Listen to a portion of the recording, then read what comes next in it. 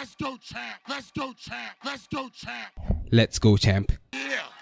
I can't be the only one that saw the press conference, right? I mean, yeah, I probably am. Unless you're under the age of 5, then I guess you do care about this second, totally not fixed matchup. But yeah, I mean, it really was like two 5-year-olds going at it. JJ has no dick. JJ has no dick. JJ has no dick. JJ has no dick. Alright, so a little off track, but welcome back to Spade Films. You know, we're all about that grind, that 24/7 non-stop weekly movie reviews and shit like that.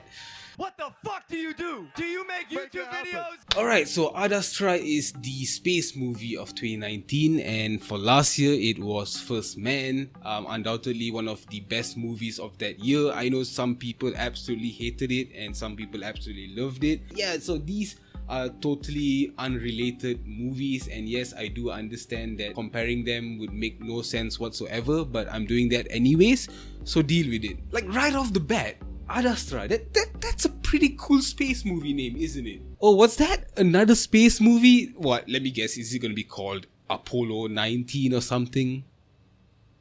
Adastra. Alright, so now that we've established the degree of litness of the title, let's talk about the movie itself.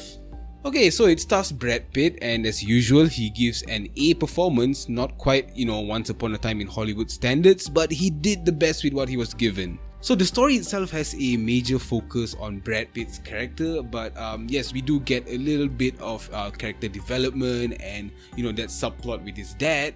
But, the major focus is about Brad Pitt's journey through space and finding his dad, and other than that, I'm just keeping this as vague as possible because maybe you already planned on watching the movie, maybe you already bought your tickets, but to those of you who haven't yet and sort of figuring out if you should check this movie out, I have quite a bit of positives and negatives to say about it, so make sure you guys stay to the end of the review, and from that you will know exactly what to do.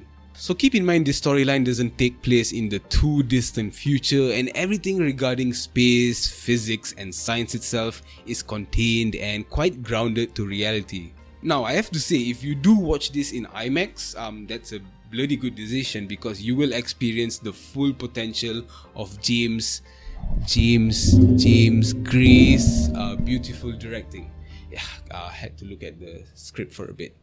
The way scenes are shot, the seamless CGI and visuals really is a thing of beauty. I know it's 2019 and movie technology reached a new height years ago, but I am still quite impressed with what these talented people can do.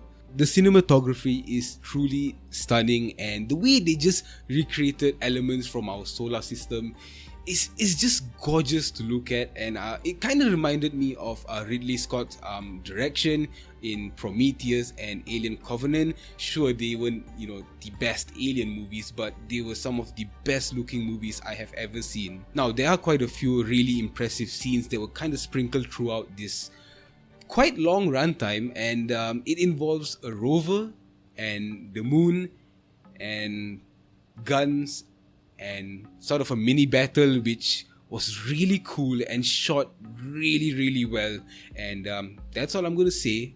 If you guys watch it, enjoy.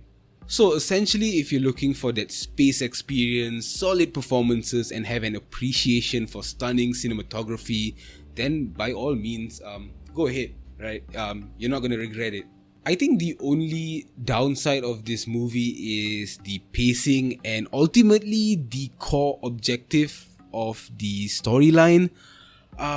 Boring. The first and second act, they had bright spots in the middle of it, but then towards the third act, it really does slow down. But I'm not saying that in a bad way. Like it's still captivating to a certain extent, but that sense of excitement or entertainment kind of missing, and yeah, it just made for the pacing to be extra slow, and the movie is 2 hours, and generally that's not really a long runtime in my opinion, because I think every standard movie pretty much has a 2-hour runtime, but it really did feel slow here.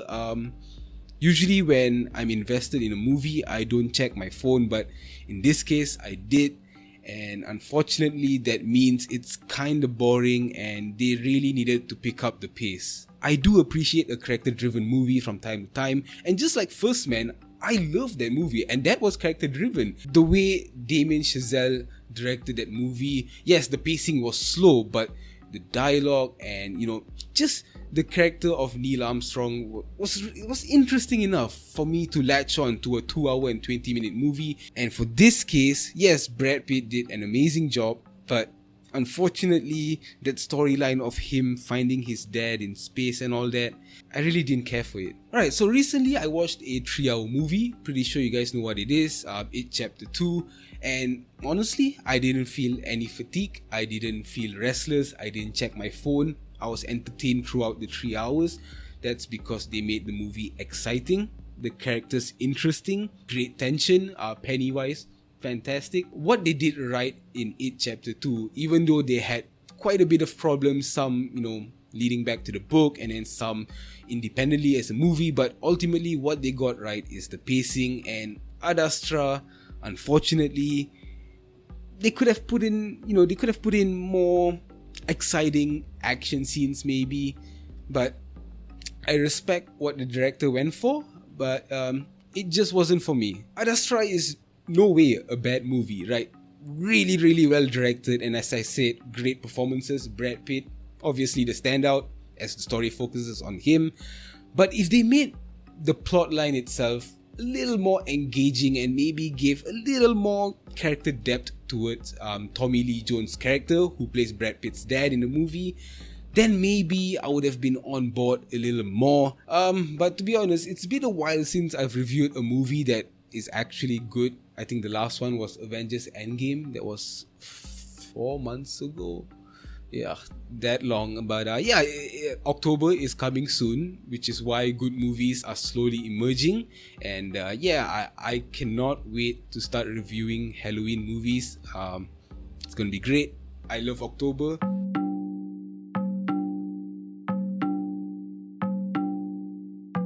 Let's go, champ.